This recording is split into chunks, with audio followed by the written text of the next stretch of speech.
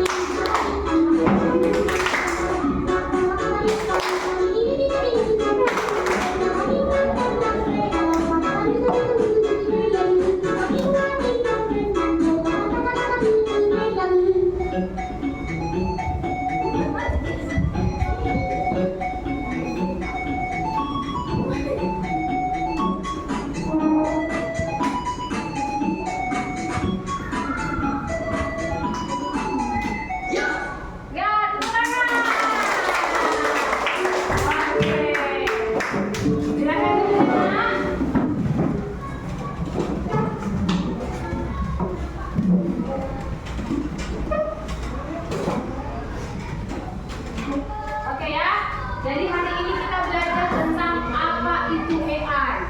Ya Bang ya, tentang apa itu AI. Nah, kita lihat sama-sama, Ibu ada PowerPoint-nya ya.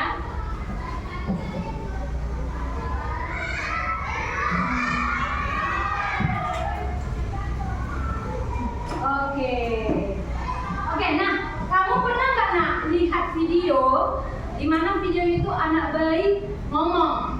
Misalnya dia baru lahir, terus dia bicara kayak gini, ya, kukirain mamaku mama Gigi, gitu ya. Ada nggak?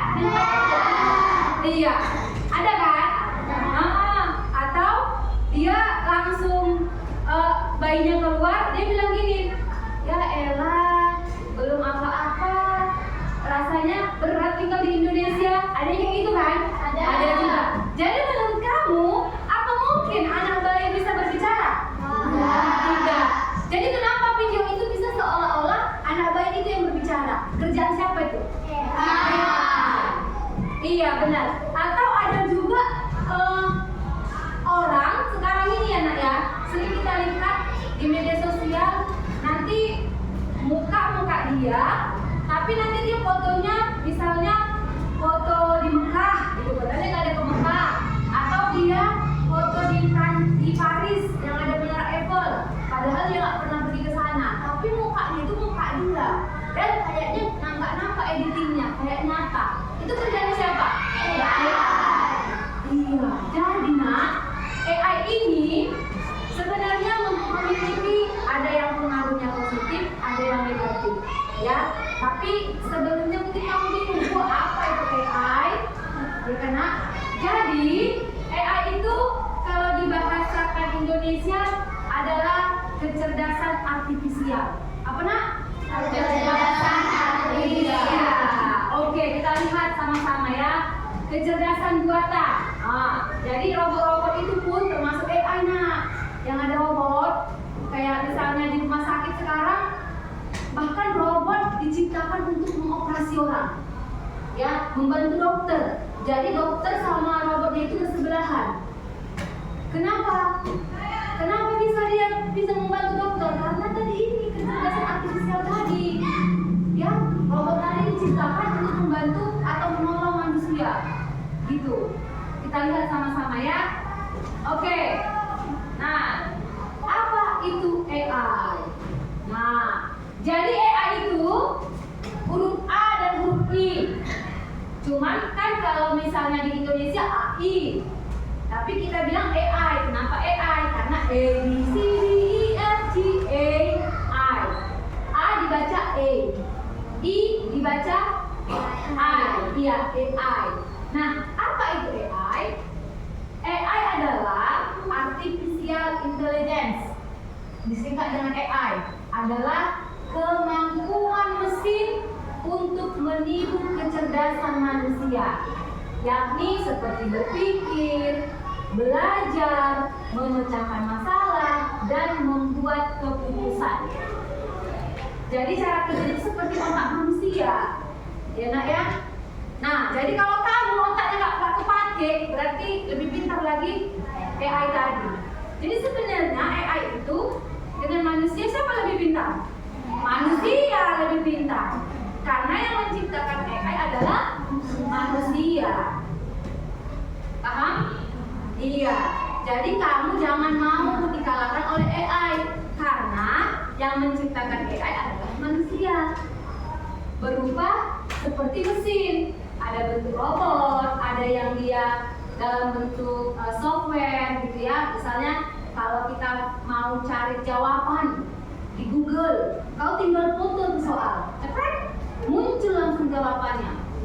Bener gak?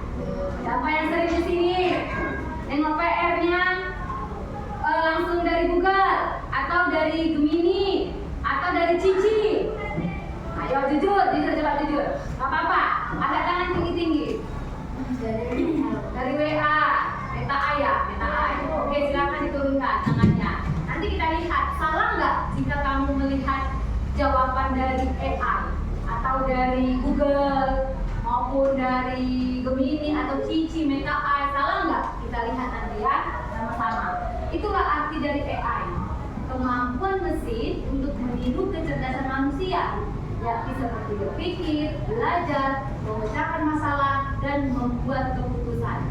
Gak percaya? Coba nanti pakai ChatGPT. Pernah dengar ChatGPT? Pernah ya? Yang pernah? Oke, yang belum pernah nanti dari Google buka, klik kan bacaannya gini. Chat apa? Chattingan. ChatGPT. Kamu pengen nanya ChatGPT, bagaimana caranya biar aku berhasil? Nanti dijawabnya tuh, agar kamu berhasil, kamu harus belajar. Mau membantu bagaimana cara belajar yang baik? Membantu memecahkan masalah. Bagaimana cara saya supaya berhasil? Sekarang saya SD, sekolah dasar, pengen berhasil nanti di masa depan. Bagaimana caranya?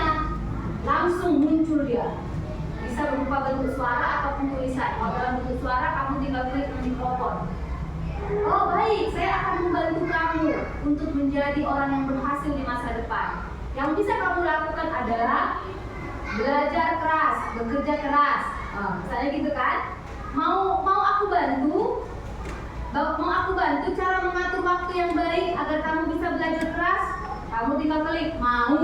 Nanti muncul dia, baik, aku akan buat cara bagaimana kamu bisa mengatur waktu dengan baik. Muncul nanti dia. Oh, itulah dia. Memecahkan masalah dan membuat keputusan. AI, bagaimana caranya aku menghilangkan rasa patah hati? Muncul itu, muncul. Muncul dia baca-bacaannya. Enak ya? Jadi itulah arti dari AI, kecerdasan artifisial, yaitu kemampuan mesin untuk meniru kecerdasan manusia yang seperti berpikir, belajar, memecahkan masalah, dan membuat keputusan.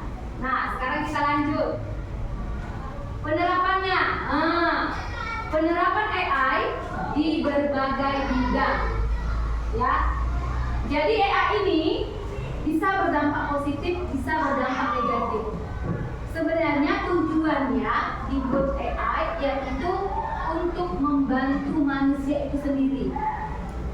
Tetapi ada aja pula segelintir manusia yang tidak bertanggung jawab memanfaatkan AI menjadi ke hal yang negatif.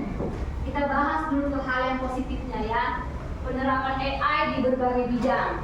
Nah, sekarang yang pertama ada di bidang kesehatan.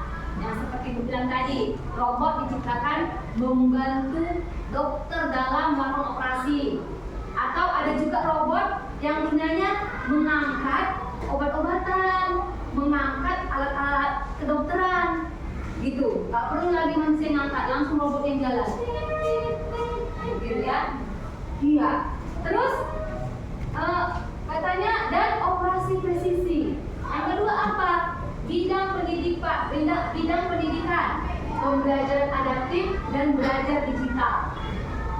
Ya, jadi kalau belajar digital itu ada buku kayak kakak Tasya di sekolah sana, mereka punya buku digital, punya LMS, Learning System Management ya. Jadi pembelajarannya itu berdasarkan pakai laptop. Nanti di situ kita ada tugas-tugas yang harus kita kerjakan, nanti gurunya konten nilai.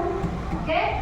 Nah, kemudian apa lagi? Bidang transportasi, mobil otonom dan navigasi cerdas. Pernah nggak lihat di Cina ada mobil nggak ada supirnya? Ada. Pernah lihat nggak? Pernah.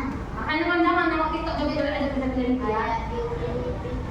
Oh, ada. Bukan hanya di Upin Ipin, mungkin Upin Ipin kamu pikir Upin Ipin itu kamu pikir itu alah paling imajinasi. Ada Luna di Cina. Siapa pernah lihat? Enggak ada yang pernah lihat. Pernah lihat kan? Di Cina, iya di Cina nggak ada supir apanya, supir Grabnya nggak ada. Jadi kita pesan drive online, kita pesan kayak Grab lah ya. Iya, kita pesan Grab lagi dia. Nah, kita pesan Grab, kita kasih tahu kita titiknya di mana, mau kemana, datang nanti Grabnya itu, mobilnya itu datang jemput kita. Ya, gitu kita buka pintunya, pintu mobil tadi, nggak ada supirnya. Jadi mobil tadi disetir tanpa adanya supir. Jadi siapa yang bekerja? Ya AI tadi ini berupa robot. Udah disetel dia, diciptakan. Bu, kok bisa bu? Itulah hebatnya manusia. Makanya kau jangan menganggap dirimu pintar. Belajar. Tanpa ada supir bisa kau dibawa kemana-mana. Bahkan dia tahu, oh lampu merah, oh di sana ada mobil. Bisa dia tahu. Makanya jangan pernah berpuas diri. Ini kali-kali kau nggak tahu. Cuman kau mau pintar, nggak mau belajar. Asal bertiktok aja kau, nengok TikTok kau, nengok YouTube yang nggak penting. Ya, oh, itulah hebatnya AI, bayangkan. Tidak ada supir bisa membawa kamu kemana-mana. Oke, sekarang AI itu dalam bidang bisnis, layanan otomatis dan analisis konsumen. Nah, di Jepang juga, di Cina, mereka itu sudah menerapkan namanya AI. Apalagi Cina ya nak. Cina itu paling hobi bikin robot. Iya, paling hobi mereka bikin robot. Ya, jadi seperti di Cina juga. Kamu tahu pelayan kan kalau misalnya kita nginap di hotel itu kan ada pelayan yang membawa barang kita dan sekalian menunjukkan kamar kita di mana. Jadi sekarang di Cina itu tidak diperlukan lagi manusianya, langsung robot yang menunjukkan kemana kamar kita, ya kan nak? Terus menunjukkan membawa sekalian koper-koper kita, atau mereka sebagai resepsionis sudah dipakai. Seperti film-film juga itu kak, yang siapa itu yang ada robot yang ngantar makanan, terus yang jadi jahat. Iya, siapa yang jadi jahat itu ya? Desa ya. Iya, sama yang satu lagi tuh, Ichi. Ada itu kan film-film yang dia nyanyi. Habis itu ada yang kantor makanan pakai robot. Ada kan? Itu sudah terjadi tuh di Jepang sama di Cina sudah terjadi. Apalagi Cina, mereka robotnya sangat canggih ya. Bahkan di Cina sekarang kalau kalian ada kacamata, kamu hanya pakai kacamata tadi, kamu bisa mentranslate semua bahasa. Misalnya kamu lihat entah di mana, langsung dia translate otomatis sesuai dengan yang kamu mau. Padahal pakai kacamata aja dia. Ngerti? Bayangkan hebatnya AI sekarang ya. Oke, sekarang lanjut lagi. Peluang dari adanya AI. Nah, jadi untuk apa Bu ada AI? Yang pertama itu adanya efisiensi dan otomatisasi, inovasi produk, layanan, akses informasi lebih cepat, peningkatan keamanan cyber. Iya. Jadi maksudnya kalau ada AI ini tujuannya apa? Lebih efisien. Efisien itu tidak terlalu banyak makan waktu tapi tepat sasaran. Itu dia. Karena robot itu nggak tahu capek Walaupun memang ada masanya, misalnya masa baterainya cuma sekian jam gitu ya. Habis itu dia harus istirahat kalau nggak bisa meledak, ada juga yang kayak gitu. Tapi dengar Ibu, kalau manusia banyak nongkrongnya, apalagi orang Indonesia masih baru kerja langsung capek, duduk ambil rokok, kerjanya 1 jam, rokoknya 2 jam. Tapi dengan adanya robot ini nggak ada istilah, bisa kita atur. Kan kita yang atur, dia kan robot, kita tinggal atur. Kerjanya itu 8 jam, 10 jam, 12 jam baru dia berhenti. Nggak ngeluh, capek, gitu. Tapi kalau manusia pasti ngeluh, ngomel dia ya. Emang aku robot, suruh kerja sampai 1 harian. Dia enggak, makanya dia bilang efisien. Dan otomatisasi, otomatis maksudnya.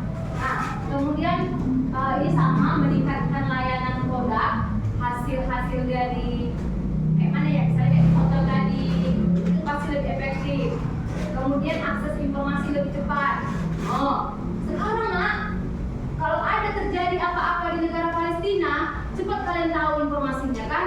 Misalnya Palestina dibom sama Amerika tadi pagi, yang meninggal sekian orang.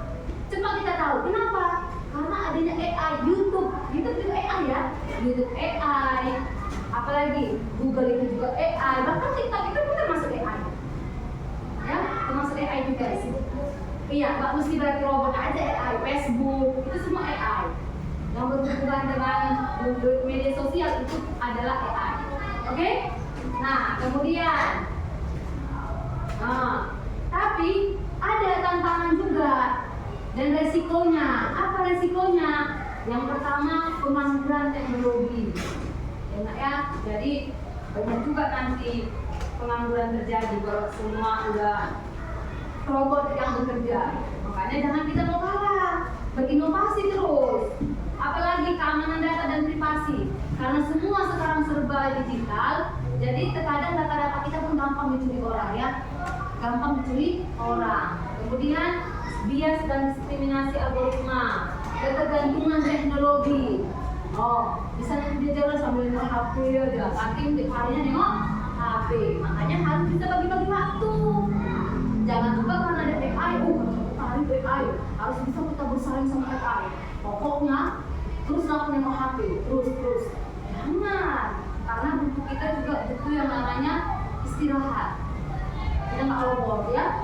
Tapi masuk hidup ke situ, jangan mau kalah dengan AI, belajar. Jangan sampai nanti kamu nggak dipakai tenagamu, nggak dibutuhkan lagi kamu, ya kan? Nggak dibutuhkan. Tenaga robot lebih kuat, otak robot lebih pintar. Jadi Bu, kuncinya mana kali? Belajar kalian.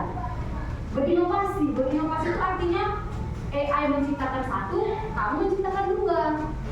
AI bisa 3, kamu bisa 5. Gitu dia. Jangan AI bisa 100, kamu 1 pun enggak. Enggak boleh. Paham? Oke. Nah, lagi. Nah, ini etika dan regulasi. Maksudnya ini kita dalam memanfaatkan AI, kita harus beretika. Nah, ada pernah ibu bikin di situ ya? Ada nggak kemarin etika dalam bermedia sosial? Atau yang tahun lalu mungkin ibu ganti ya? Media apa? Etika bermedia sosial. Jadi kita pun dalam AI ada etikanya. Contoh, kamu pintar nih ngedit gambar. Pernah diceritakan ya kan? Hidayah. Jadi kamu ada yang pandai Hidayah, ngedit foto orang. Nanti mukanya si Hidayah dibuat. Tapi badannya gambar wanita telanjang. Disebarluaskanlah foto si Hidayah tadi ke seluruh media sosial. Ya kan? Hidayahnya kasihan, dia dapat cemoohan dari kampung, dibilang ih nggak beres, dikucilkan dia, dibully. Padahal itu karena AI. Itulah namanya kita harus beretika dalam AI. Cocok, baik nggak perbuatan seperti itu? Baik nggak perbuatan seperti itu? Baik. Atau misalnya dibuat gambar mukanya Rajik, tapi Rajik di situ melakukan pembulian. Padahal itu nggak mukanya Rajik, muka orang lain. Tapi yang nampak itu muka Rajik melakukan pembulian. Yang melakukan itu misalnya si Ulil. Ulil bagus apa enggak? Enggak. Jadi kita pun dalam menggunakan AI, dalam menggunakan media sosial itu harus beretika. Jangan sembarang-sembarang. Oke? Nah, lanjut. Oke. Apa peran generasi muda? Generasi mudanya kamu ya, nak. Kamu ini generasi muda. Bakalan nanti akan bekerja sekitar 20 tahun ke depan. Enggak lah ya, 20 tahun ke depan. Ya lah, sekitar 20 tahun ke depan lah. Kuliah lagi ya. Kuliah. Atau mungkin 6 tambah 5, 11. 12 tahun ke depan lah. 11 tahun nanti kamu udah 6 tahun SMP sama SMA. 6 tahun. 5 tahun kuliah. Berarti 11 tahun kan? Berarti sekitar 11 tahun ke depan atau 12 tahun ke depan kamu akan masuk ke dunia pekerjaan. Ya. Jadi apa peran kamu nanti ke masa depan? Yang pertama, pahami cara kerja AI. Yang kedua, mengembangkan AI yang etis dan adil. Pemanfaatan AI secara positif, mendorong transformasi digital. Iya. Nah, jadi sekarang nak, cobalah kalian tengok di media sosial banyak iklan-iklan tentang belajar coding berhubungan dengan AI. Jadi kalau coding itu seperti ini, misalnya kamu main game. Kan kalau di game itu kan ada perintah left, right, ada yang kan? Left, kiri, right, kanan. Turn off light, belok ke turn off right, belok ke kanan, katanya. Belok ke kiri, terus kamu pencetlah tanda panah ke kanan gitu kan bang, atau ke kiri gitu kan? Jadi kalau coding itu dia adalah seperti rumus-rumus yang memberikan perintah ke laptop tadi. Kalau ke kiri rumusnya ini, kalau ke kanan rumusnya ini. Jadi kamu bisa menciptakan game dengan les coding tadi. Ada les coding. Ibu kalau ada aja les coding di Startup ini, saya masukkan anak saya les coding. Tapi nggak ada, katanya di video kali ya kan. Daripada nengok-nengok, hanya nengok-nengok YouTube nggak jelas, nengok-nengok TikTok nggak jelas, ya kan? Kalau bisa bagus belajar coding, buat game sendiri, buat web sendiri, aplikasi sendiri, kan keren kan? Oh, gitu. Jadi kalau ada yang hobi-hobi main game, jangan hanya sebatas main game aja. Jadi kalau ada yang hobi main game, jangan hanya sebatas pakai main game. Ayo belajar menciptakan game.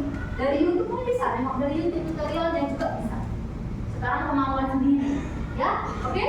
Apa anakku, ada pertanyaan? Ada yang mau bertanya? Pas? Oke, kita lanjut. Yang terakhir, kesimpulan. Ya, kita dengar ya.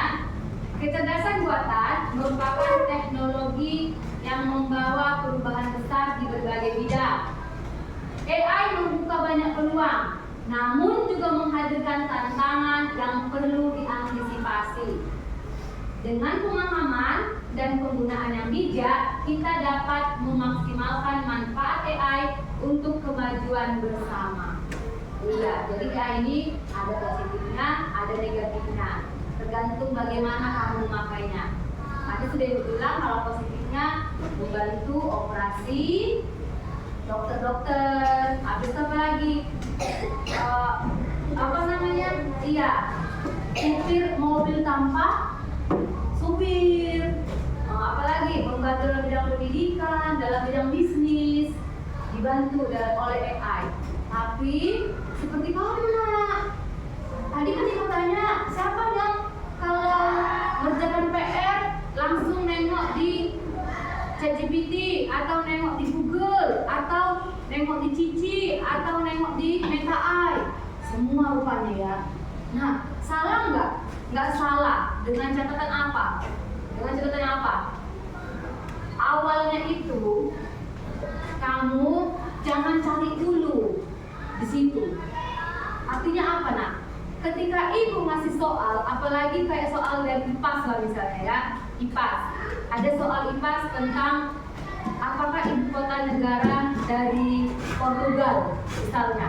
Di buku kan ada. Artinya baca dulu bukunya. Karena membaca itu juga proses berpikir yang harus kamu lakukan secara terus-menerus. Membaca itu perlu. Jadi jangan sepele. Kalau misalnya kamu mau mencari jawaban di buku, berarti kamu membaca kan? Bener nggak? Supaya dapat jawabannya kamu membaca nggak? Mana suaranya? Membaca apa enggak? Membaca. Untuk mendapat jawabannya adalah kita membaca. Supaya dapat jawabannya. Tapi kalau kamu langsung nengok di AI, soalnya pun tak kamu baca, betul nggak? Betul nggak? Kamu baca soalnya langsung kamu foto, cekrek, langsung muncul jawabannya. Jawabannya itu langsung kamu tulis. Soalnya pun tak kamu baca. Makanya kalau ibu periksa, jawabannya semua hampir sama. Zaman saya, di Google, AI. Ya, jadi coba cari dulu jawabannya. Kalau dari buku nggak ada, udah buntu kali, barulah kamu lihat di AI. Kemudian selain ditengok, dicari tahu dulu kebenarannya, cari referensi lain. Kadang menyesatkan juga itu loh, bener nggak? Kadang menyesatkan, karena dia kan hanya seperti robot. Ada juga kesalahan yang dia buat, ya. Makanya jangan 100% percaya dengan yang namanya Google untuk mencari jawaban.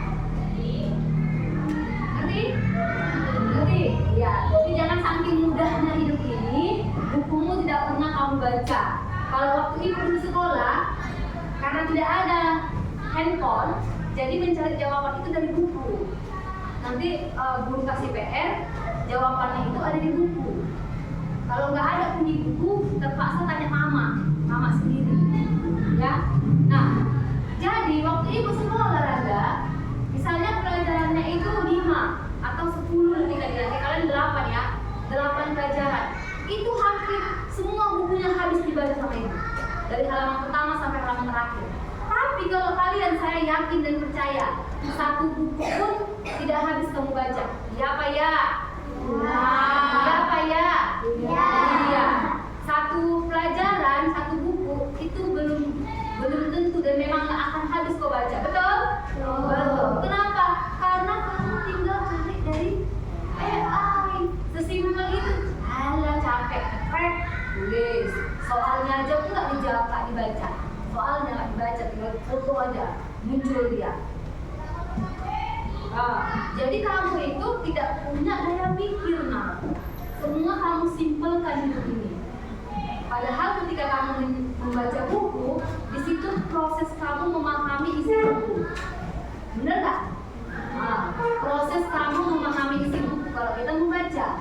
Ya, nah, dan membaca itu juga meningkatkan kemampuan berpikir dalam menganalisis, dalam membuat keputusan.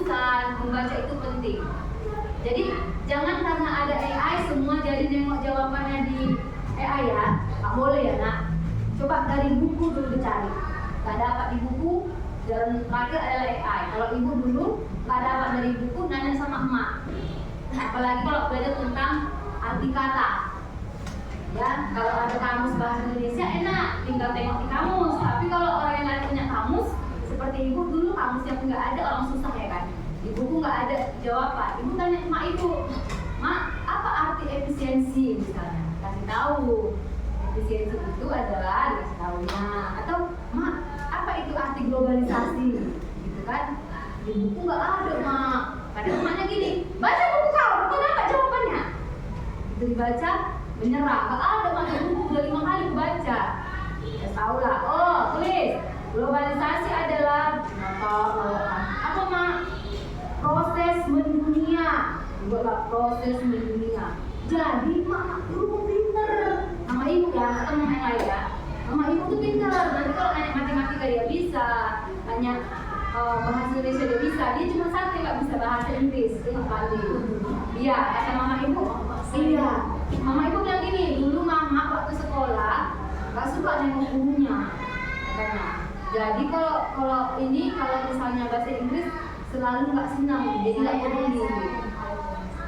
Iya, bagus lah. Ya, jadi kalau ibu suka kali bahasa Inggris. Paham itu nak? Oke.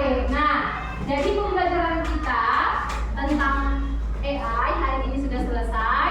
Kedepannya kita akan belajar tentang coding. Apa itu coding? Ya nak ya. Terus tentang berpikir, menganalisis seperti ala robot tadi seperti apa. Itu kita pelajari di pertemuan-pertemuan berikutnya. Oke? Oke, demikian pembelajaran kita untuk coding hari ini. Atas perhatian anak-anak ibu ucapkan terima kasih. Kita lanjut belajar hari ini belajar IPAS. Oke, silahkan ambil buku.